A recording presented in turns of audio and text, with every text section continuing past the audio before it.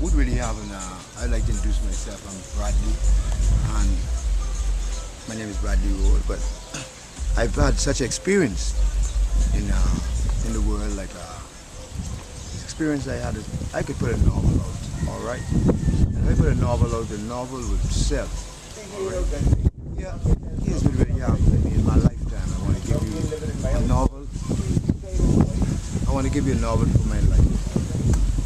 The first time I ever used drugs, I was in Abaco doing some work, and then I came back to Freeport. I met a guy whose name was, he was a fat guy. He said, "You ever try this thing?" I said, "No." So he said, "Go ahead and try it, man." So I tried it. And then after I tried, he said, you feel it? I keep the smoking from the cocaine. I keep the smoking. As I keep the smoking, I didn't let it out, because not what goes in the file of mine, but what comes out. And so with cocaine, right? As long as you see a guy, he had a piece of cocaine, he keeps the smoking. It's just like he's trying to keep up his heart on.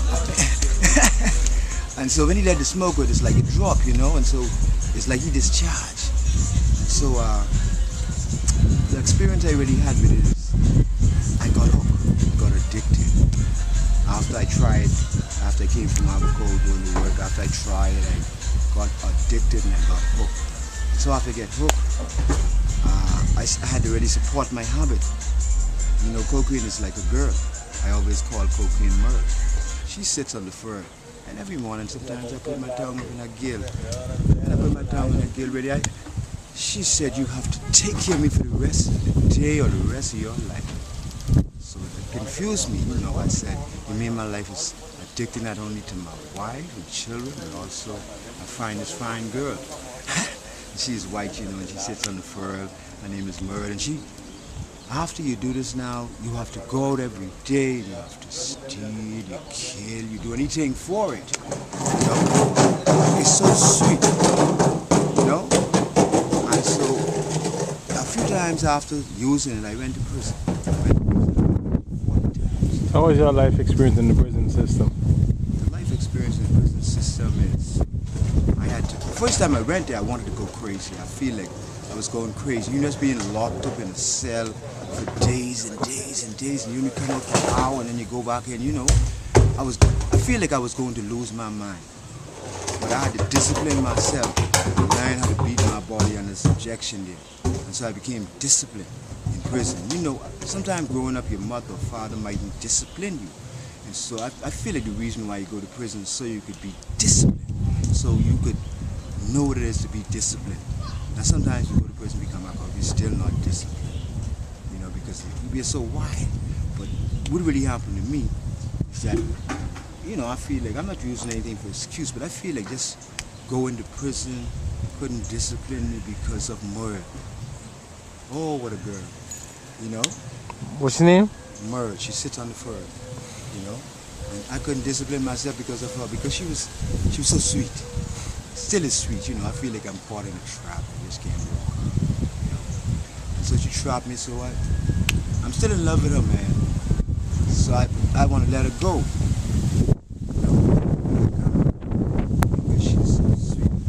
But now, when I look into life, go into prison, right? The prison life, as I say, right? Stealing and everything. And I said, what? I went into prison 40 times. It's just small crimes I commit. Like, you know, small crimes like shoplifting. So I became way forgotten. So what is your experience in front of the jury? In front of the judge every time. That's where I began this. I feel like I learned law from going to prison, all right?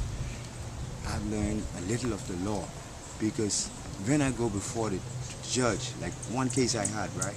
I had a case in the court, and I went there for stealing toothpaste, all right? So here's what the judge said to me. The judge said, "You have anything to say?" I said, "Your worship," I said, "this time my wife is not working, nor am I." I said, "Because of the economic times. She's not working, I'm not, so the kids that go to school are 4 kids. The kids call them and say, 'Your breath is stinking.' So the kids come back to me and they cry. And so I went to steal his toothpaste because of the kids. So here's what the judge said to me. She said, my heart goes out for the kids, but I'm going to give you 2 months. You know, so I thought I was able to get away, but I learned so much in court and so much in prison. You know? How many times you been to prison? 40. 40 times. Yeah. Small cases, right? So I learned a lot while I was up there. Because, you know, while I was up there, I found out that a guy who speaks this kind of language. And so I said, what that mean? He said, what's your name? You know? Then he started to teach me the alphabet. You know, I learned a lot up there because I grew up there and I feel like it's a college. You know, if you go up there and you don't learn, it's nothing happening. But every time I go up there, because I'm a mason, I'm a builder, you know, sometimes the inspectors, they say, you only come for 2 months? I said, why don't come for 10 years? So I said, no, man, you can't do that because I commit small crimes because I can't do big time. You know, big time, I think it really sent me crazy, man. You know? So what really happened, man, is then they hired me as a mason up there. I didn't know prison was a cage. I thought prison was just a building. But the prison looked like a building, and you're in a cage because steel is in those walls. So you really is in a cage. So I said, man, this place is really rough. And I started to discipline myself. So as I disciplined myself, I stopped going to prison. So I say I'm growing into knowing who I am. Cut.